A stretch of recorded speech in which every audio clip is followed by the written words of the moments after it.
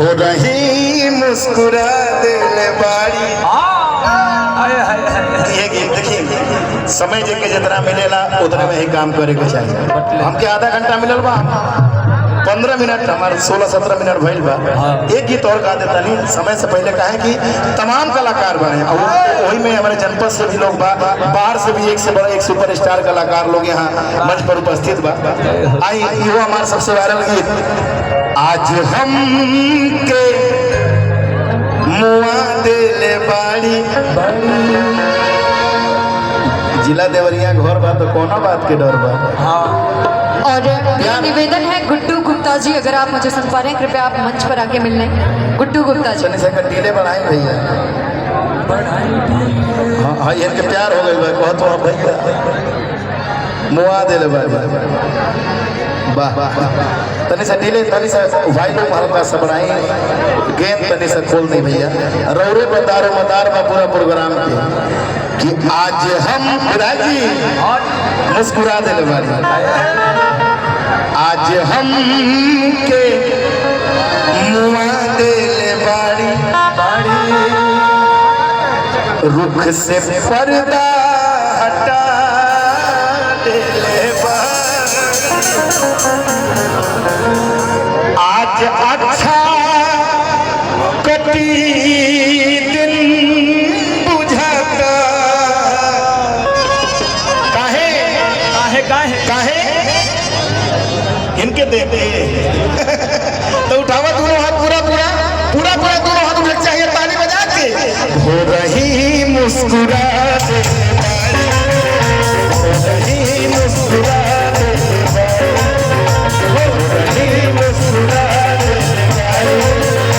आज हमके मुआ दिल बाड़ी रुख से पर्दा हटा दिल बाड़ी। आज हमके मुआ दिल बाड़ी रुख से पर्दा हटा दिल बाड़ी। आज हमके मुआ दिल बाड़ी रुख से पर्दा हटा दिल बाड़ी। आज अच्छा कटी दिन बुझाता। सौरभ मल जी रमेश जी 500 रुपया का आशीर्वाद। भाई लाइट कटा हुआ है, लाइट कीबोर्ड और बेंजो का कटा है। थोड़ा सा साउंड के पास जो लोग हैं ना उनसे विनती है आधा हाथ की दूरी पर रहें क्योंकि लाइट का ये इलेक्ट्रॉनिक चीज है।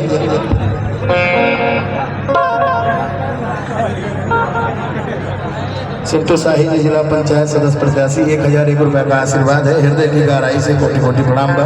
आई कि आज हमके अरे मुआ दिल बाड़ी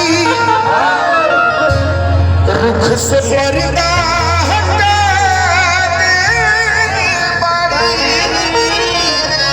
आज अच्छा कटी दिन बुझाता काहे काहे हो रही मुस्कुरा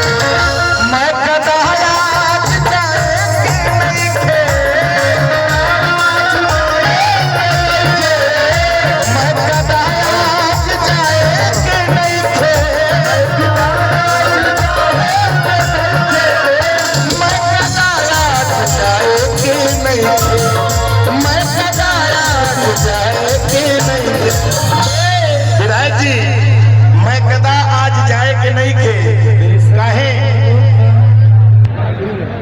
देखा ये साउंड वाले भाई तोहरे सब देश आवता बेसरों का आधे घंटा में अंतिम फरमाइश हो हमारा अंतिम प्रस्तुति। हाँ एक बाद और भी कलाकार बने रौरे पर सब डिपेंड बा डिपेंड बा हाँ कि महकदा आज जाए के नहीं खे अरे